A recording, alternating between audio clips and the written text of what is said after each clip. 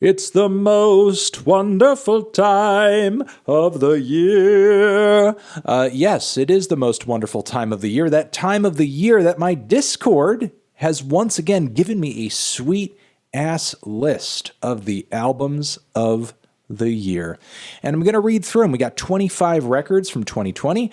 I'm pretty curious to see what ended up on the list and what ranked where. If you guys are interested in joining our Discord, hit up the Patreon link down below. You can get access to that and some cool bonus monthly content for a cheap tier. Come join up with a nice, open, friendly community of music nerds like yourself where they're just shooting the shit, talking music, and doing that. All right, let's get into this list over here and see exactly what the Discord has cooked up in this top 25. Okay, kicking things off at the bottom of the list with Babbitt writing a little bit on this. Mike Hadrius and company continue to dazzle us with some of the most immaculate songwriting, production, and mixing in music today with his fifth and in my opinion, best album to date. Whoa. Better than No Shape? Compared to No Shape, Set My Heart on Fire immediately is, ironically, a lot less immediate. And it's a and it's a much more nocturnal and less in-your-face portrayal of Mike's desire for formlessness. It doesn't blast you in the face with its quality like No Shape does, but rather allows itself to seep into the cracks of your mind, whether that is with Mike's shivering vibrato and soul-crushing lyricism on Whole Life, the irresistible groove on the Floor, or the life-affirming climax of Nothing at All. Thoughtful words. And Perfume Genius, Set My Heart on Fire immediately, I think is a solid record to kick things off. Looks like we are throwing on Tree of Clues at 24. That's interesting. I mean, it is an immense little remix record. I suppose I could have / should have put that on my honorable mentions list, though, obviously the tracks, or at least a track did rank in my singles list. Having said that, I mean, it's an interesting project. Not surprised to see the 100 Gex fandom going strong in the Discord. If you want to find some people who are heavy into Gex, they're in the Discord. All right, moving on from there. Natalia! With Un Canto por Mexico, Volume 1. Hell yes. Been returning to this one more. I mean, 23. I obviously would have ranked it higher, but it's a killer record. It's a killer frickin' record. Words from Vic Saber. Natalia and a host of contributing fellow musicians do a phenomenal job of making the old sound new and the new sound old on Un Canto por Mexico. There are songs on this album that are true blue Mexican folk classics and songs that Natalia and company wrote and arranged themselves. Wow, this is dense and passionate. Freddie Gibbs and Alchemist ranked on here. Very pleased to see that. It is a quality record. Stan McMahon coming through with the words on that. Some of my favorite hip-hop records of the last few years walked a fine line between effortlessness and broad brush strokes of undeniable talent. The collaborative album between the mighty Freddie Gibbs and one of hip-hop's most prolific modern producers, The Alchemist, is exactly that. I agree. It's trim, it's short, it's sweet. I don't find it to be as robust as like some of the Mad Lib stuff, but it is still quite good. Blu and Exile Miles coming in next. I'm glad it ranked higher than Freddie Gibbs and Alchemist. I do think it is the better LP, but is it only one spot better? It is a super heavy, thick, dense, incredible album. I think one of the best jazz rap statements for quite a while. Hold No Carter Miles is dedicated to Blues son Miles and is a tribute to his namesake, Miles Davis, which is fitting as the album both looks forward and reaches backward. Blu lays bare his own past on cuts like Music Is My Everything, but he also goes much deeper, telling the story of the legend Miles Davis himself. Yes, he does do that, and dishes out a lot of music history, a lot of personal history. It's a very thoughtful, passionate, moving record with a wonderful production from Exile. Give it a listen if you have not. I'm glad it popped on here. Jeff Rosenstock, No Dream, the angry, sad singer-songwriter vibes are in full effect on this list, as they were on the last one. I'm liking that consistency. Decay to Death. Thank you very much for dropping in some words here. Intentional or not, Jeff completed a trilogy of sorts with his latest offering. That's kind of true. I think on vacation, he suffers the final stages of losing hope amidst uncertainty surrounding his band, future, and whole life. We Cool Chronicles, so on and so forth. Yeah, I do think like his latest strain of records, they are pretty connected, and they do deal in some very direct and common themes, and it almost does feel kind of like a trilogy in a way. It's a good observation. Looks like Bring Me the Horizon, post-human survival horror. Pretty interesting this one ranked so high. I know there were a lot of people who were looking at me like I was a little crazy for like really messing with Bring Me the Horizon as much as I did on that new shout out to Lowlander 2 over here. But it's nice to see like, some people took to it on the Discord as well. Bring Me the Horizon when it comes to COVID-centric music, I think they had some of the most thoughtful statements, when it came to the whole pandemic and the societal ills that were laid bare as a result of it. So I'm really glad that was kind of mentioned. Even 21 Pilots literally wrote about pretending it would be all okay. Yeah, that was kind of their thing. Like, but that was like super early in the lockdown. You know what I mean?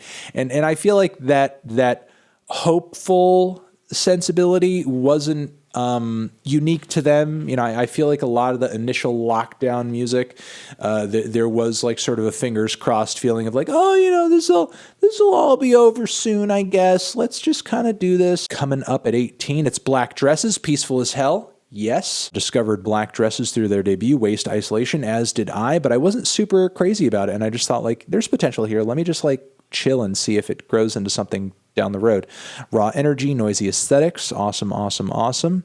Really happy to see that, again, that you guys are loving it. And again, more detailed, complex, and emotion-filled than the last project. I agree. From there, The Weeknd, After Hours. Wow. Didn't make it on my list. Did not make it onto my list, but I could see this landing on a lot of people's lists. It's a good pop record. It's not perfect or anything, in my opinion, but I do think it is one of The Weeknd's better projects, and the fact that it has been captivating to so many does not surprise me. At all, and obviously the synth pop and R&B direction that it goes in is pretty cool. Poppy, I disagree. Interesting this ranked so high. Not that it's a bad record at all. It's most certainly not. Poppy has made one of the most successful crossovers into metal music by a pop act. Yeah, most certainly. I mean, has there been a more interesting crossover into metal by a pop act purely like in my lifetime? I would have to think about it, but like pop artists going full metal for an entire record and it being like, so heavy and so gratifying, it actually like appeals to metal fans. I can't, at least on the American side, I'm sure there are like, probably like international examples that one could cite. But as far as like on the American side, I can't think of it. But, maybe I'm just having a brain fart right now. Love seeing the words and passion for this one as well. Also noting the shades of J-pop influence, which are certainly there. Metalcore, industrial, good assessment. Tkay Maidza, Last Year Was Weird, Volume 2. I guess I'm not surprised to see this here, considering that the Bring Me the Horizon EP was there. In fact, I'm happy to see it here, and I'm glad that you guys are fucking with the TK as much as I am. It's such a good EP, and I'm just excited to hear what TK's future holds. Lianne La Havas, I'm glad that you guys are loving the self-titled. It's so passionate, intimate, and groovy. 5 years after her sophomore record, Blood, English neo-soul singer Lianne La Havas released her self-titled album in July 2020, regarded as her most raw and stripped-back album to date. It displays the most authentic version of Lianne in her artistry, in my opinion. The album explores the stages of a whirlwind relationship, from falling in love to breaking up, with each stage, joy of a new relationship, the end of a relationship, so on and so forth, split up into parts. Despite being a soul album, the added layer of folk really adds to the depth of the LP. Some noteworthy tracks that I really liked include Bittersweet, a song about Lianne. Oh God, this is shout out to TBM. This is very smoothly written. I have read a lot of bad radio copy over the hours of radio copy over the course of my life, or at least like my life post-college. And there is nothing like worse than like copy that you cannot fucking smoothly read aloud effortlessly. And this just reads, this rides beautifully. Sometimes I even struggle to write for myself lines that I could say easily. I'll say something a million trillion fucking times over because it's so hard to say because of the way I want to structure the sentence. But this is very nicely structured. I like it a lot. Denzel Curry and Kenny Beats. Liking that is placed here as well. Do I think it's better than Alfredo, than Miles? But it is a vibrant creative project. Florida-born rapper Denzel Curry and producer Kenny Kenzie Beats team up to create a glitchy, trippy, boom bap, short but sweet hip hop album that is surely a highlight of 2020. Jessie Ware, what's your pleasure? Just at 12. Just at number 12. Have you no soul? Should have been in the top 10. What a great record. That's what I said. Ware blessed us with a masterpiece that we will look back on and remember as one of the most crucial parts of our lives. Wow. That doesn't sound like a 12 spot to me. It sounds like a number one, at least a number 2 spot. Loving the passion, loving the words. Person, thank you. Mac Miller, Circles. Love seeing that worked into here. Yes, that is an incredible record. Loving that Mac made this successful creative transition into singer-songwriter music in a lot of respects. Great production, great songwriting, moving, personal, thoughtful, and certainly touching, again, given the context of his passing. Moving into the 10s, what do we have? The Strokes, New Abnormal. Strokes ranking pretty high over here. Strokes ranking pretty high. I love the record. I think it's got some things. It's got some parts I'm not crazy about, but the highlights are amazing. The microphones in 2020. Oh, yes, I know this didn't make my top 10 or anything like that. Gave it a shout, gave it an honorable mention. As intriguing as I found it to be in some respects, I just really haven't come back to it. I have not been... as much as I felt sure about my feelings in the review when I put it out, there was part of me that, like, fingers crossed, was like, maybe this will grow on me. Maybe it'll, like, kind of like beckon to me and I'll have to go back to it and, like, really, like, wrestle with it, or, I'll have to, like, contest my old review. But I just have not been drawn back to the LP. I just have not. I still think it's a really ambitious and super, like, respectable artistic feat. Considering like the length of the track, the story it's trying to tell, and Phil kind of diving into the details of his artistic progression in the way that he has historically on that LP. But I just wasn't really drawn back to it in the way that I hoped I would be. Looks like at number 8 we have Ichiko Aoba with Windswept Aiden, one of the like last almost like like. It's really like a 3-point shot that got thrown in the last few seconds of moments I would have been reviewing stuff in 2020. It just got thrown in at the very last moments, and it really took me by surprise, blew me away, moved me. Love it, love it, love it. I'm glad that you guys are enjoying how pristine and just gorgeous the sound of the record is too. Gorillaz, Song Machine Volume 1, great LP. Great collection of songs, some of the Gorillaz' best material to date. Loving that this placed into the top 10 as well. I was really thinking about it, and I mean, you guys saw my list. It came close. I was really thinking about it, but some of the other LPs just kind of stuck out to me a little bit more. Ooh, Rina Sawayama. Wow, Rina getting in the top 6. Man, you guys are hardcore Rina stans. And I'm so happy the album turned out good. I'm so happy that I heard that EP that she came out with a while back. I made the call. I was like, this is great. This is fantastic. I see great things coming down the pipe from Rina Sawayama, and I'm glad that she fully realized that potential on this LP. But honestly, I feel like it's just the start. Fiona Apple, fetch the bolt cutters. Why? You guys did this just to spite me. I'm glad you guys, like this. Honestly, like, you can enjoy things more than I enjoy them, and Lord knows I enjoy the LP. I'm just not super crazy about it. I don't think it's one of her best, but it's got highlights on it. It's got some good tracks on it. I mean, you know that I had to throw Shamika in my top tracks list on account of how good that was. But I'm glad that you guys are messing with it. Phoebe Bridgers' Punisher.